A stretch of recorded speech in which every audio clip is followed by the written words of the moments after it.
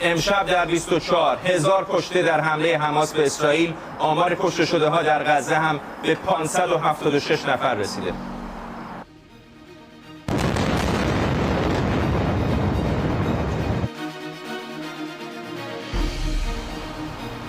بنیامین نتانیاهو گفته این شروع پاسخیه که خاورمیانه رو تغییر میده.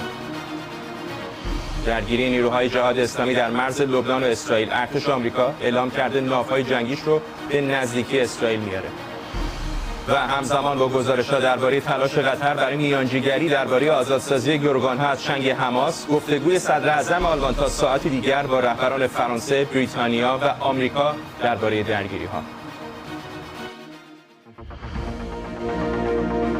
از اورشلیم این 24 است با فرداد فرهزاد.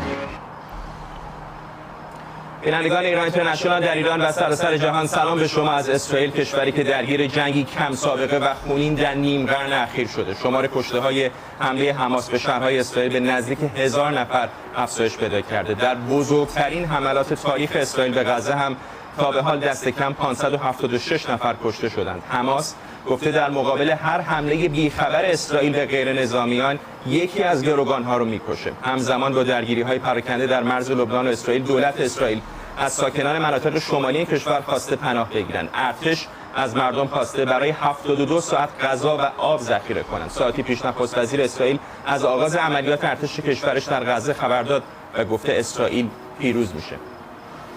اینجا در اورشلیم همکارم اشکان صفایی به ما پیوسته. نخست وزیر اسرائیل گفته اقداماتی که میکنه چهره خاورمیانه رو تغییر میده. درسته، این صحبتی که بنیامین نتانیاهو امروز بیان کرد رو شاید بشه فقط به یک شکل تفسیر کرد. حمله به نوار غزه، حتی اگر اسرائیل به صورت زمینی وارد نوار غزه بشه، حماس رو بخواد نابود بکنه، چهره خاورمیانه رو تغییر نمیده.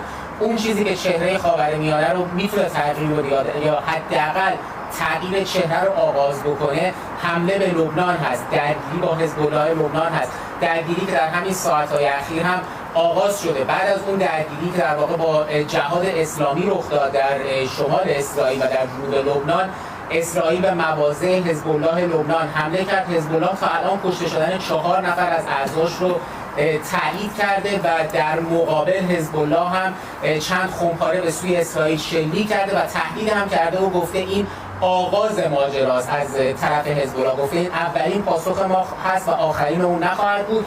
به نظر میاد که حزب الله هم در واقع احتمالاً در روزهای آینده وارد این درگیری با اسرائیل خواهد شد. 50 سال از یوم کیپور میگذره، اسرائیل یک تجربه مشابه داشته. اون موقع مصر و سوریه حمله مستقیم کردن به خاک اسرائیل. الان دوباره همون تاریخ داره تکرار میشه. اسرائیلی‌ها در دست کم 4-5 دهه گذشته هیچ چیزی شبیه به این حملات تجربه نکرده بودن. به هیچ وجه. اون چیزی که از حتی میشه گفت که این چیزی که ما امروز در این 3 روز گذشته دیدیم از جنگ یوم کیپور هم شاید بشه گفت که بدتر بوده به چند جهت. اولا که در جنگ یوم کیپور در واقع هیچ کدوم از ارتش‌ها وارد خاک اسرائیل نشدن. این بار شبه نظامی‌ها وارد خاک اسرائیل شدن، برای ساعاتی چند شهر، روستا و کیبوس رو در جنوب اسرائیل در اختیار گرفتن. شمار کشته شده ها رو اگر بر اساس تعداد روز نگاه بکنیم، همچنان از تعداد کشته شده های روزانه در جنگ یوم کیپور بیشتر است و جنگ یوم کیپور بخش عمده از کشته شده هاش هم نظامیان اسرائیلی بودن. این بار اکثریت مطلق کشته شده ها در واقع غیر نظامیان هستند در اسرائیل و تازه هنوز همونطور که گفتیم جنگ فقط در جنوب بوده، فقط با حماس و جهاد اسلامی بوده. مشخص است که اگر حزب الله هم وارد این درگیری بشه و شاید بعد از حزب الله جمهوری اسلامی یا شبه نظامیان شیعه در کشورهای دیگه، در عراق، در سوریه، اونها هم وارد این جنگ بشن، شاید به واقع همون چیزی که نتانیاهو گفته تغییر چهره خاورمیانه رقم بخوره. امروز ارتش گفته که برای 3 روز آذوقه و آب مردم ذخیره بکنن. گمان چه احتمالاً اشغال زمینی غزه؟ اشغال زمینی غزه گمانی است. میشه گفت که تقریبا یک موردی است که به احتمال قریب به یقین رخ خواهد داد. ما امروز صبح که خود من در نزدیکی مرز با غزه بودم، تانک‌ها نفربرها رو دیدیم که اونجا داشتن آماده می‌کردن خودشون رو برای ورود زمینی به نوار غزه. و تهدیدهایی هم که حماس داره میکنه و اینکه ما میشنویم که حماس خب همین امروز گفت که 4 نفر از گروگان‌های اسرائیلی در حملات خود اسرائیل کشته شدند، یا ساعتی پیش سخنگوی حماس تهدید کرد که اگر که اسرائیل بدون خبر به ساختمان‌ها در نوار غزه حمله کنه، گروگان‌ها رو جلوی دوربین در واقع خواهند کشت، اعدام خواهند کرد.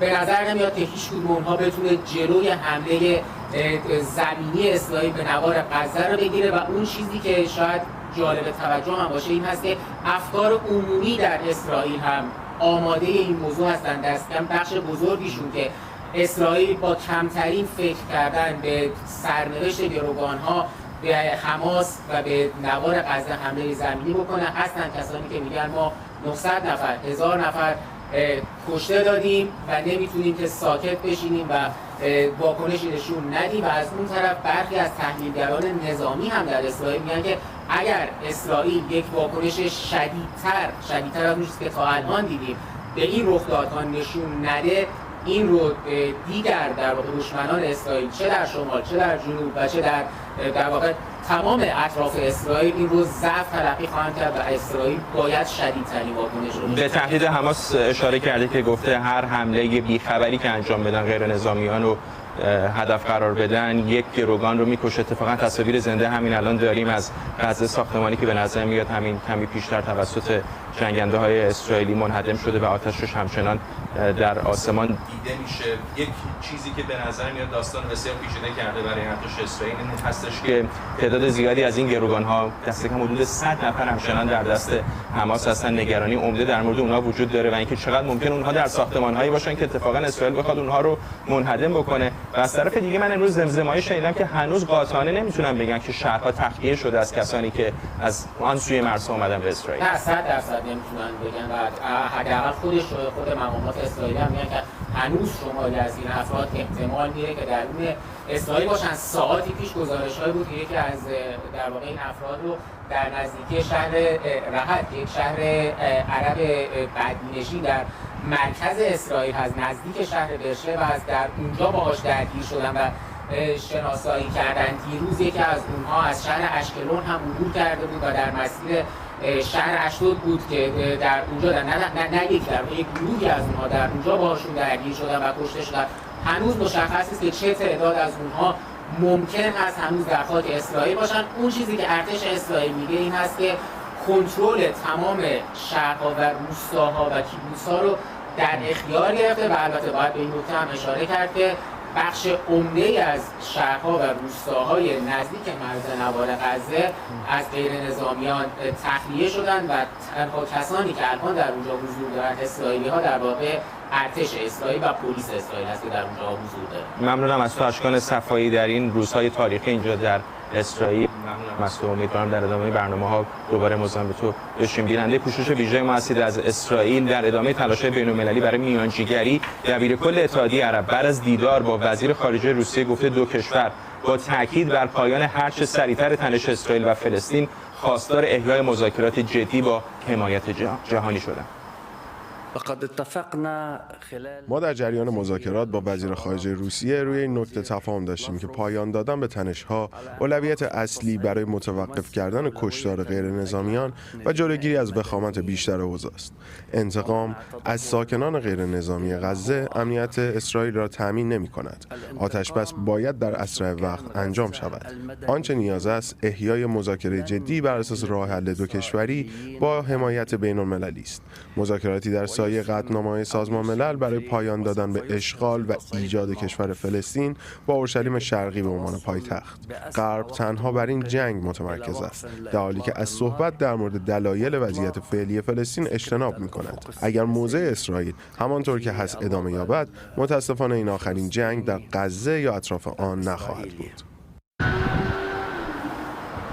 سخنگوی شافع نظامی حماس گفته به ازای هر حمله بدون هشدار اسرائیل به مردم یک گروگان اسرائیلی اعدام میشه. از این پس اعلام می‌کنیم که هر حمله بدون هشدار قبلی به مردم ما متاسفانه با اعدام یکی از گروگان‌های غیر نظامی دشمنمان پاسخ داده می‌شود و این اعدام را به صورت صوتی و تصویری پخش خواهیم کرد. بابک اسحاقی از تل آویو همراه ماست. بابک، تصویری که نخست وزیر اسرائیل داره میده تصویر جنگی طولانی و سخت است برای مردم این کشور.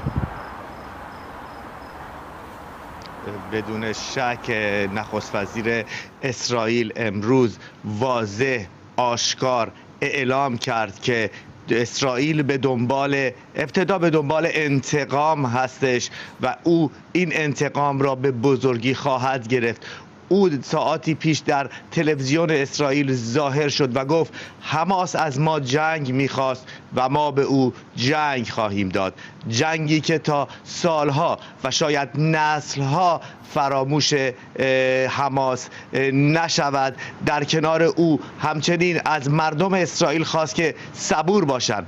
گفت روز سیاهی را گذروندیم و دوران سختی را در پیش داریم و باید شما یهودیان مثل همیشه در جنگ ها با هم متحد شید و این جنگ را با پیروزی به پایان برسونیم. و نمونه اون را هم گفت که من از احزاب اپوزیسیون دعوت می کنم که بلافاصله دولت استقرار ملی را همچنان که در جنگ های پیش تشکیل شده اون را تشکیل بدن و با هم در راه پیروزی، آنچه که آقای نتانیاهو گفت، پیش برن. نباید فراموش بکنیم که اسرائیل و خود آقای نتانیاهو جمهوری اسلامی ایران را نیز یکی از عناصری میدونه که در رابطه با آنچه که روز شنبه اینجا اتفاق افتاد مقصر هستش. امروز من در پایگاه سخنگوی ارتش اسرائیل با یکی از سخنگوهای این ارتش به نام راخشل صحبت کردم و او نیز در رابطه با جمهوری اسلامی ایران همان را گفت. اگر حاضر هستش گوش میکنیم به این مصاحبه. وحشتناک بود. ما صبح شنبه بیدار شدیم و دیدیم که زنان و کودکان ما به قتل رسیدن. 700 شهروند کشته شدند. تروریستای حماس در حمله شبیه به حمله‌های داعش زنان و کودکان ما را از تختاشون بیرون کشیدن. کودکان را از آغوش والدینشون جدا کردند. اونها رو روبودن و به وحشت انداختن. این بدترین حمله‌ای بود که از زمان تأسیس کشورمون دیدیم. می‌خواهیم اطمینان حاصل کنیم که این آشوب هرگز دوباره تکرار نمیشه. ما نیروی نظامی غزه را نابود می‌کنیم. ما رهبرانشون رو از بین می‌بریم.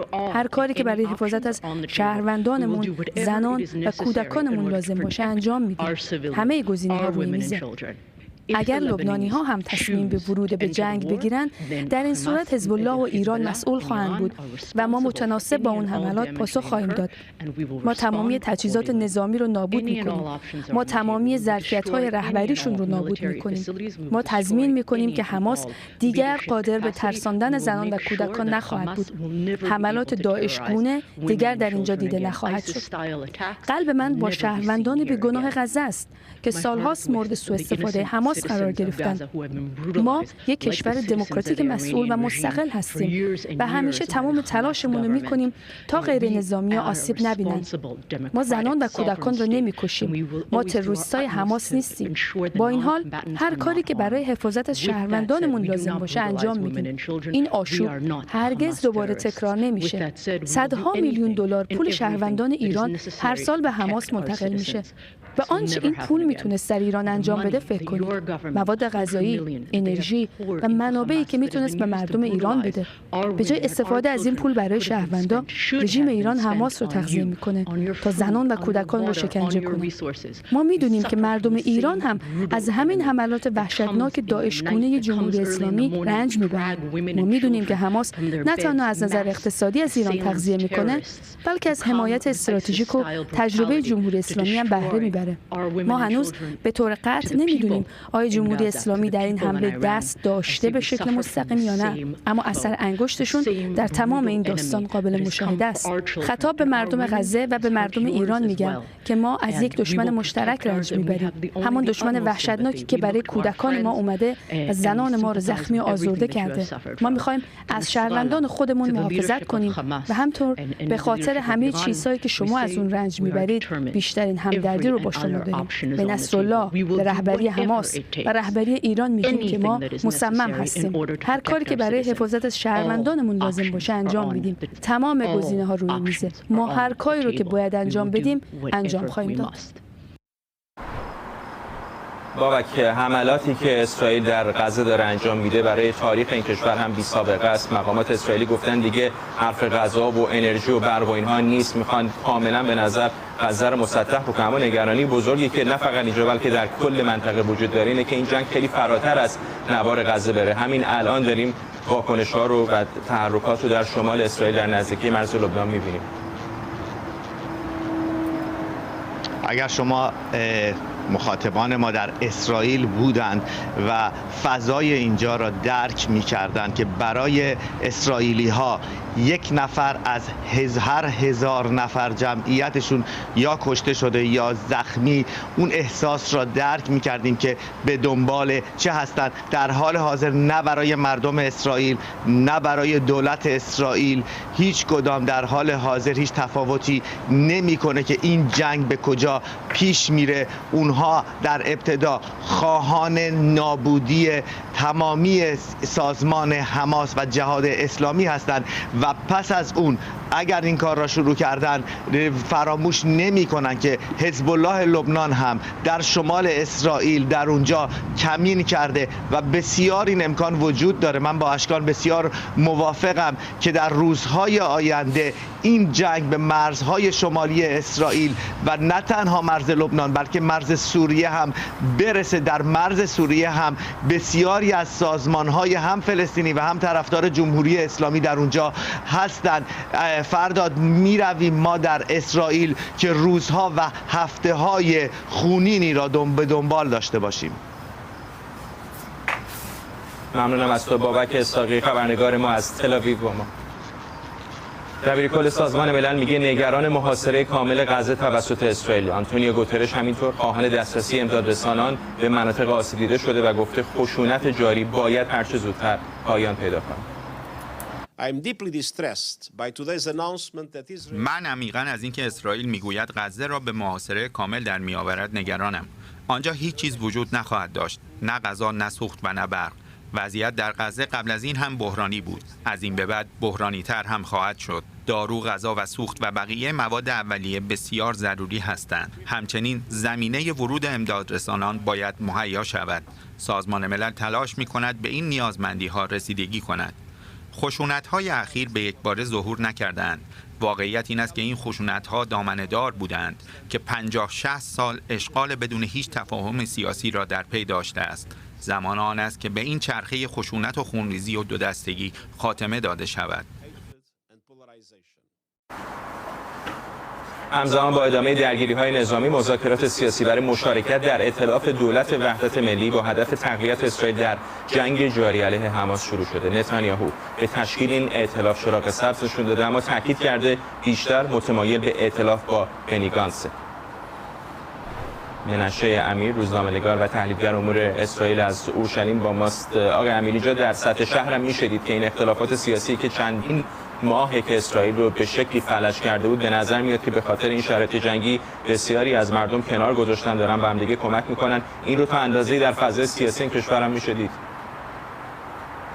بله، ولی هنوز به طور خوشبینانه نمیشه در این باره قضاوت کرد. آقای نتانیاهو نگرانه که اگر درخواست اصلی بنی گنتس و یائیر لپید و حتی نفتالی بنت رو بپذیره و بخواهد که از دو شریک عمده خودش سموتریچ و بن گویر جدا بشه، اون موقع جنگ که تمام بشه دولت آقای نتانیاهو فرو بپاشه و نتونه اون ائتلاف قبلی رو دوباره برپا بکنه.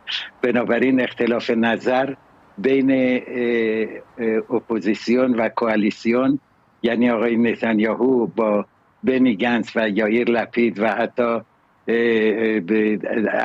احزاب دیگر، هنوز بسیار عمیق است.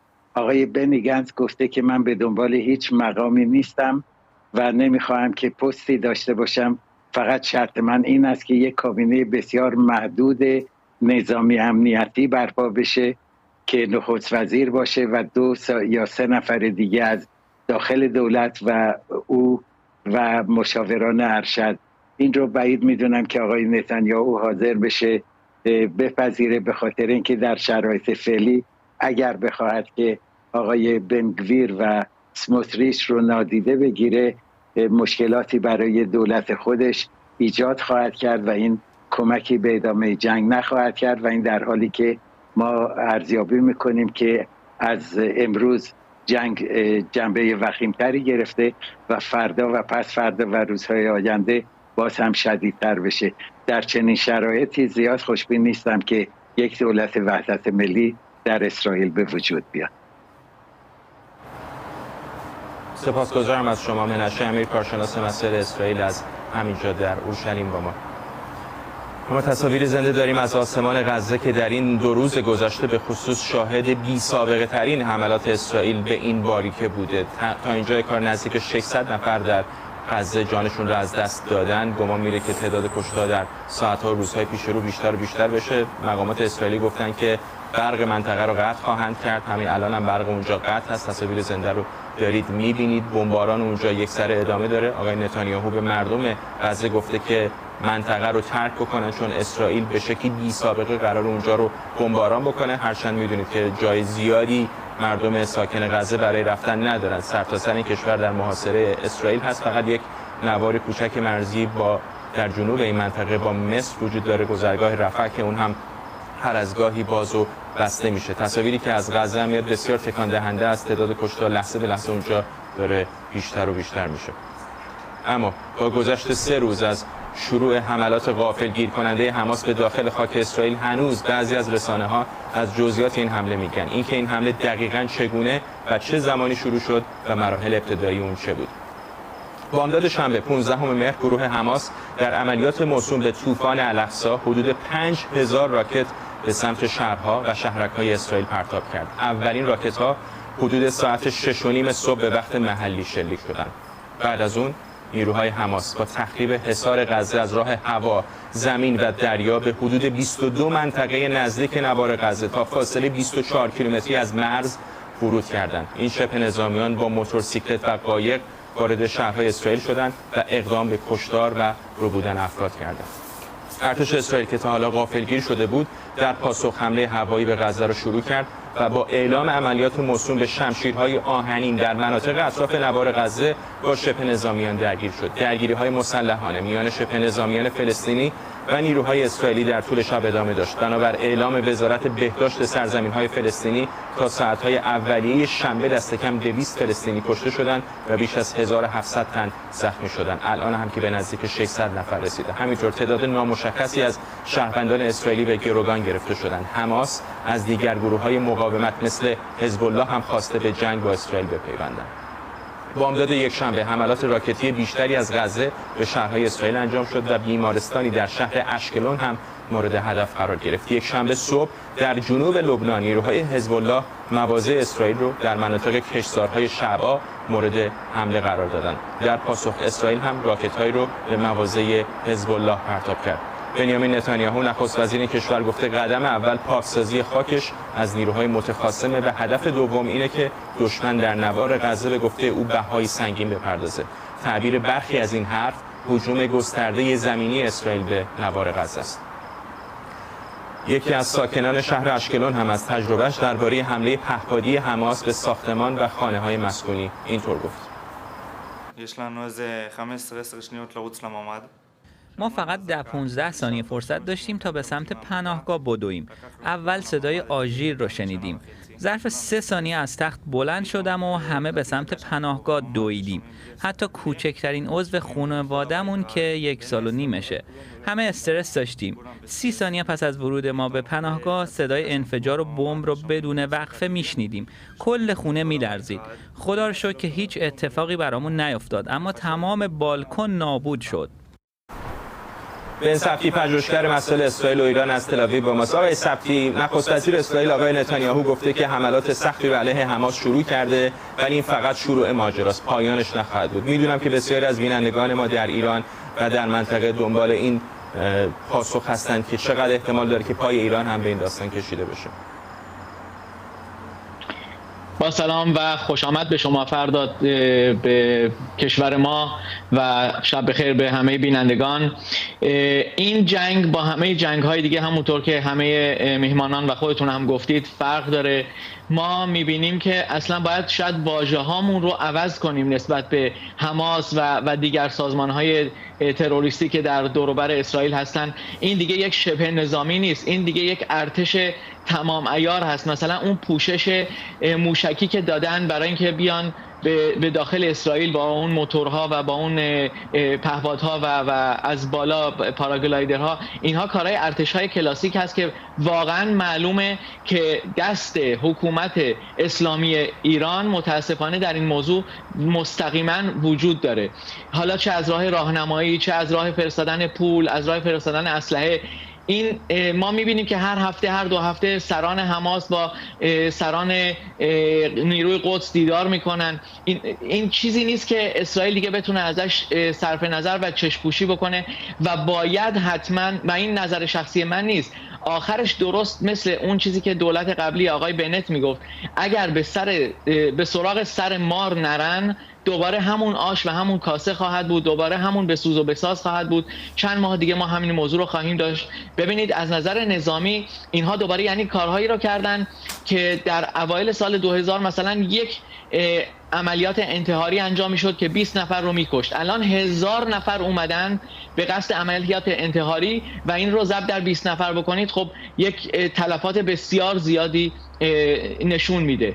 و برای همین هم هست که اگر اسرائیل این دفعه ضرب شست خودش رو به طرف آمران این موضوع نشون نده، اون وقت هست که دوباره ما چنین صحنه‌هایی رو خواهیم دید. این مسائل سمبولیک قطع برق و قطع گاز و قطع آب و اینها واقعا هنوز سمبولیک هست. اینها چیزایی هست که برای تسکین مردم اسرائیل شاید برای چند روز، چند ساعت نشون بدن در تلویزیون که بله دولت اسرائیل، همه دولت‌های اسرائیل این کار رو می‌کردن، نشون بدن و بگن ما داریم کاری می‌کنیم. و حتی بمباران غزه هم زیاد کمکی نمی‌کنه، چون ما می‌دونیم که بازم بر طبق دکتریان رژیم ایران اینها همه در تونل‌ها و زیر زمین هستن.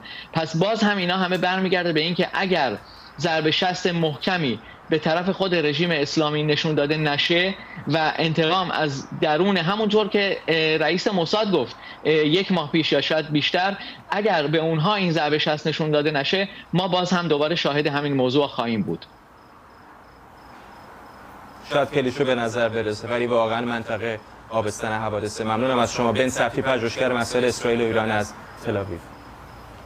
چاک شومر، رهبر اکثریت سنای آمریکا، ساعتی پیش در دیدار با وانگ یی وزیر خارجه چین در پکن از این کشور خواست در کنار مردم اسرائیل بایسته. وزارت خارجه چین با ابراز نگرانی درباره تشدید تنش‌ها گفته در مناقشه این دو جناح کنار عدالت می‌ایسته. چین در مورد مناقشه فلسطین و اسرائیل همیشه کنار عدالت و برابری ایستاده. چین دوست مشترک اسرائیل و فلسطینه. ما صمیمانه امیدواریم که شاهد صلح و امنیت میان فلسطین و اسرائیل باشیم. راه حل اساسی برای تحقق این دیدگاه راه حلی 2 کشوری و ایجاد کشور مستقل فلسطین است. موضع چین در این مورد ثابت است. ما همیشه بر این باوریم که گفتگو و مذاکره راه حل اساسی است. ما از همه طرف‌ها می‌خواهیم که هر چه زودتر جنگ را متوقف کنند تا از تشدید و وخامت بیشتر اوضاع جلوگیری شود.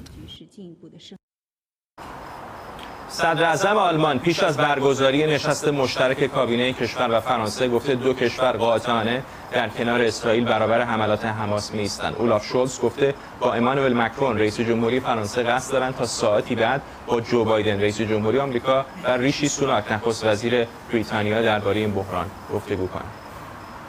Dieser Überfall der Hamas auf Israel ist furchtbar. حمله حماس به اسرائیل وحشیانه است. در این ساعات غم انگیز برای اسرائیل، آلمان و فرانسه قاطعانه در کنار اسرائیل ایستادند. من شخصاً دیروز به نخست وزیر نتانیاهو در این مورد اطمینان خاطر دادم. ترور، نفرت و خشونت پیروز نخواهد شد. اسرائیل از شهروندانش داره دفاع و محافظت میکنه. من تکرار میکنم، وظیفه دولت آلمان حفاظت از امنیت اسرائیله. به خصوص در این وضعیت ما قاطعانه در کنار اسرائیل ایستادیم. امانوئل و من عصر امروز با جو بایدن رئیس جمهور آمریکا و نخست وزیر بریتانیا صحبت می‌کنیم تا درباره این وضعیت و راه حل اون صحبت کنیم. آمریکا، بریتانیا، فرانسه و آلمان بر این نکته متحد هستند که آتش جنگ نباید به منطقه سرایت کنه. سازمان اتحاد علیه ایران هسته‌ای خواهان حمله نظامی به مواضع سپاه پاسداران در ایران شده. جوزف لیبرمن، رئیس و مارک والاس مدیرعامل این سازمان در بیانیه خواستار حمله نظامی به مواضع سپاه پاسداران در داخل ایران شدند. همکارم گلاره هان گفتگوی داشته با مارک والاس مدیر سازمان اتحاد علیه ایران هسته‌ای و از او پرسیده آیا اسرائیل آمادگی و توان رویارویی نظامی با تهران رو داره و آیا متحدان آمریکا از دخالت این کشور در امور اسرائیل حمایت می‌کنند؟ با اینکه ایالات متحده هنوز شواهدی از دخالت ایران در حمله حماس به اسرائیل نداره، اما اذعان داشته که هیچ شکی نیست که ایران اصلی ترین تأمین کننده، حامی و حمایت کننده حماسه. فکر می‌کنم که در پیامدهای این اتفاقات در اسرائیل بسیاری به تحلیل شکست‌های اطلاعاتی پرداخته و سعی در درک چه چیزی از دست رفته است دارند. حالا اینکه آیا ایران دستور نهایی حمله حماس به اسرائیل را داده یا نه بی اهمیت است. این به این سادگی نیست که حماس خودش این همه تجهیزات را تولید کرده باشه. حماس پولی برای این حجم از تجهیزات نظامی نداشته. پشت همه این قضایا ایرانه. بحث در مورد اینکه آیا ایران در برنامه‌ریزی رویدادهای خاص و تخصصی دخالت داشته یا نه بی اهمیته. ایران حامی دولتی و اصلی این اقداماته. پس از حادثه 11 سپتامبر ما گفتیم که هر تروریست القاعده را هر کجا که باشد پیدا خواهیم کرد. آنها را تعقیب خواهیم کرد و به عدالت خواهیم سپرد و به حامیان ایالتی آنها که در آن زمان طالبان و افغانستان بودند پاسخ خواهیم داد. در حال حاضر حامی اصلی حماس جمهوری اسلامیه و جهان باید به این واقعیت بیدار بشه. هیچ کشور متمدنی نمیخواد جنگ دیگری رو ایجاد کنه، اما جمهوری اسلامی داره جهان رو وادار به این اقدام میکنه و همانطور که ایالات متحده، اسرائیل و متحدان ما شروع به مستقر کردن منابع میکنند، جمهوری اسلامی به زودی پاسخ این شرارت ها رو خواهد دید. در سرتاسر جهان برای آماده سازی برای چیزی که ممکن است یک تنش منطقه‌ای وحشتناک باشد، منابعی در حال تجهیز شده‌اند. اما به وضوح این تنش به عهده جمهوری اسلامیه. جمهوری اسلامیه که این تنش رو به وجود آورده.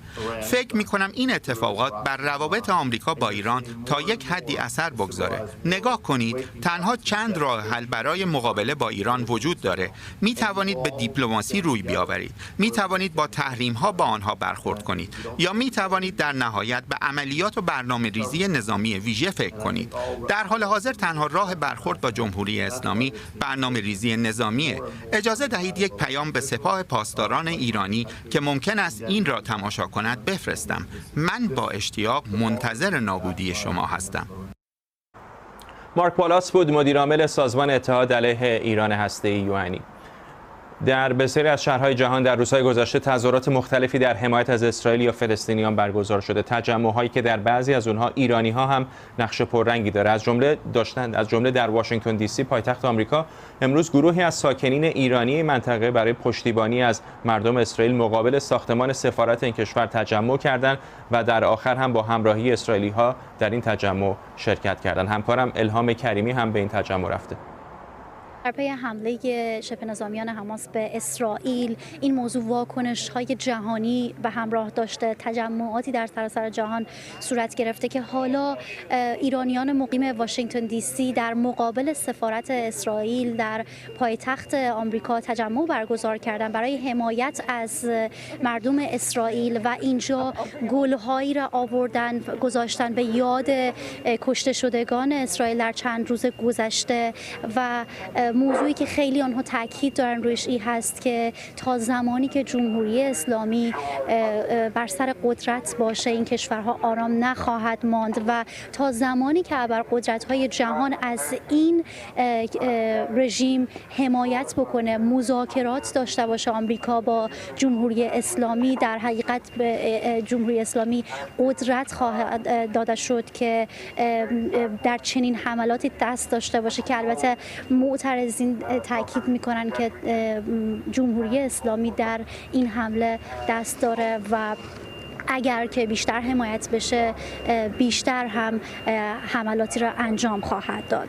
دلیلی که تا این اتفاقایی که در اسرائیل میفته پشت سرش 100% ایران هستش، حزب الله و حماس و اینا رو تقویت میکنه.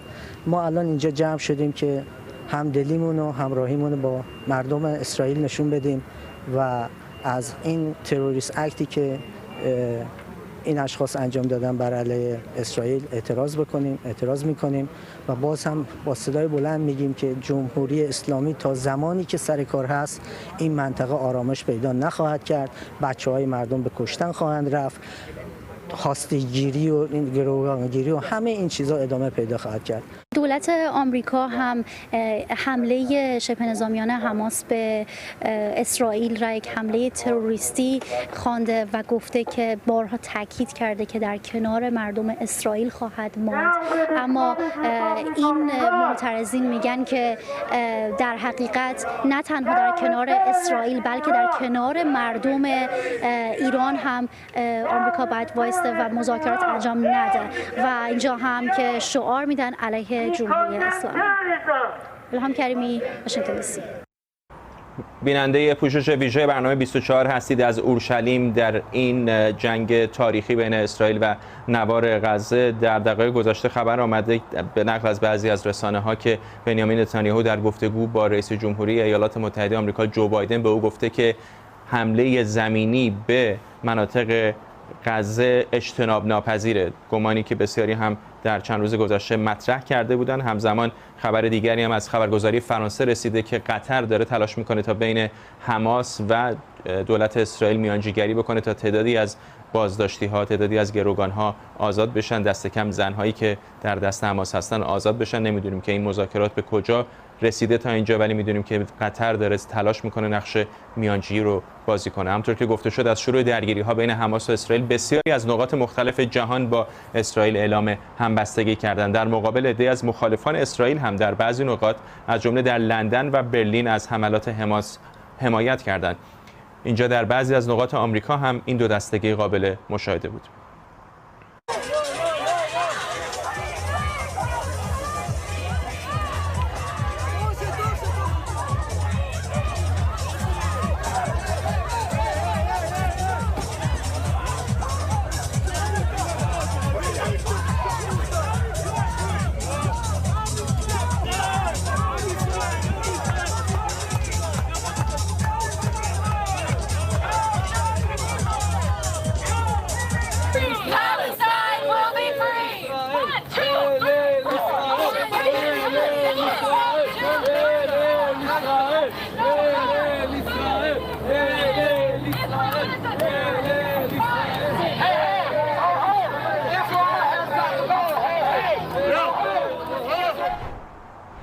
همکارم آرش علایی از داخل کنگره آمریکا با ماست. آرش، میدونم که هم در کنگره هم در کاخ سفید همین موضوع داره از نزدیک دنبال میشه، ولی همین الان هم آرام آرام صداهای متفاوت و اختلافات رو داریم میشنویم. بعضی از نمایندگان آمریکا، بعضی از سناتورها مثل لینزی گرام حرفایی میزنن که به نظر میاد دنبال اقدامات جدی‌تر هستن، از جمله اقدام علیه ایران، ولی به نظر میاد که وزارت خارجه تا اندازه دنبال آرام کردن شرایطه. از کنگره شروع کنیم. همونجور که شما گفتید، ابتدا مایکل مکال رئیس کمیته روابط خارجه مجلس نمایندگان ساعتی پیش با خبرنگاران مصاحبه کرد در کنگره آمریکا. گفت قبل از اون جلسه‌ای داشته است با تیم مشاوران امنیت ملی کاخ سفید، سران سه قوه رو به روز رسانی کردن، آخرین اخبار رو به اونها دادند. آقای مایکل مکال گفت جمهوری اسلامی شریک جرم حماس است. اطلاعاتی که در این جلسه به او رسیده است نشان از این دارد که جمهوری اسلامی حداقل به طور لوجستیکی و از لحاظ آموزشی کاملا از حماس حمایت کرده است و بعد هم گفت طبق اطلاعاتی که گرفته است حملات کنونی IDF فعلا فاز اول حمله به غزه هست، حمله از طریق توپخانه، از طریق حملات هوایی و پهپادها، و فاز دوم اون که آقای مکال گفت احتمالاً به زودی شروع خواهد شد حمله زمینی از طریق نیروی زمینی ارتش اسرائیل به داخل خاک غزه است. آقای کوین مکارتی رهبر اسبق اکثریت که به نظر می آید در طول یک هفته گذشته ابتدا گفته بود نمیخواد دیگه رئیس مجلس بشود، دیروز گفت باز داره فکر میکنه به اینکه بخواد در انتخابات ریاست مجلس دوباره شرکت بکند. به شدت انتقاد کرد از دولت بایدن امروز در مصاحبه خبرنگاران آقای کوین مکارتی از اون چی که ایشون سیاست ضعف بایدن خون در قبال جمهوری اسلامی انتقاد کرد. گفت هر چه زودتر وزارت خارجه باید اون 6 میلیارد دلاری که از اموال جمهوری اسلامی بوده است و به تازگی در تبادل زندانی آزاد شده است رو دوباره بلوکه کنه. در سنای آمریکا هم همونجور که شما گفتید سناتورهای مثل لینزی گرام میگویند که باید اقدام علیه جمهوری اسلامی انجام بشود. اینجا خبرنگاران از اسرائیلی ها چندین بار سوال کردن از سفیر اسرائیل، از مقامات ارشد اسرائیل، آیا حاضری جنگ رو به داخل خاک جمهوری اسلامی ببرید؟ اسرائیلی ها میگویند فعلا پاسخ نخواهند داد. هر جایی که خودشون مقتضی بدونن در زمان مقتضی در جای مقتضی پاسخ جمهوری اسلامی رو خواهند داد. کاخ سفید در بیانیه گفته است در حال مشورت با متحدین خودش هست که پیام واضحی بفرسته برای کسانی که میخواهند از این موقعیت سوء استفاده کنند. این کسانی که بدون که اسم جمهوری اسلامی رو ببرن مشخصاً نشان از این دارد که هدفشون جمهوری اسلامی است، بدونی که بخواهند به نوعی این اختلافات رو تشدید بکنن. به نظر میاد همونجور که تو گفتی وزارت خارجه دولت بایدن فعلا به دنبال آرام کردن اوضاع هست. آقای متیو میلر گفته است هیچ مدارکی دال بر دخالت مستقیم جمهوری اسلامی در این حمله وجود ندارد. با این حال ایشون مشخص نکرد منظورش از دخالت مستقیم چیست. اگر آموزش دادن، تسلیح کردن، حمایت معنوی، حمایت مالی دخالت مستقیم نیست، دیگر چه میخواهند ببینن از جمهوری اسلامی؟ توقع دارن مثلا خود نیروهای نظامی سپاه پاسداران رو ببینن در غزه؟ غیر ممکن است، به خاطر که اسرائیلی ها اجازه نمیدن که جمهوری اسلامی نیروهاش وارد شه در اون منطقه.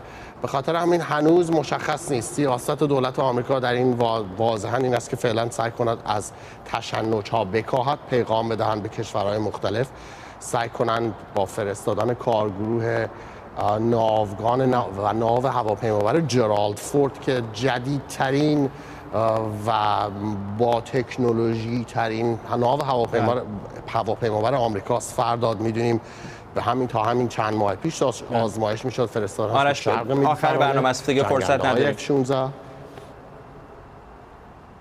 متشکرم از عذرخواهی میکنم از آرش علی همکارم از داخل کنگره و میرسیم به پایان این پوشش ویژه ما از اورشلیم. برنامه رو با تصاویری زنده از غزه به پایان میبریم.